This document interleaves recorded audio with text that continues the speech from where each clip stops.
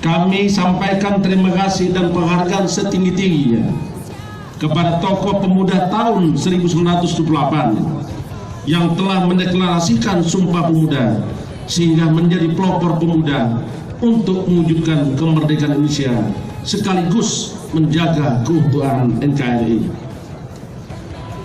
Hari Sumpah Pemuda ke-91 kali ini mengambil tema Bersatu Kita Maju.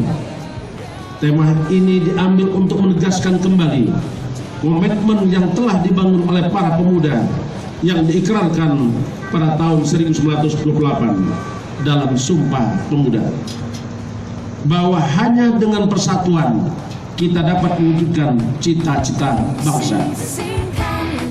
Tanah air, bangsa, bahasa,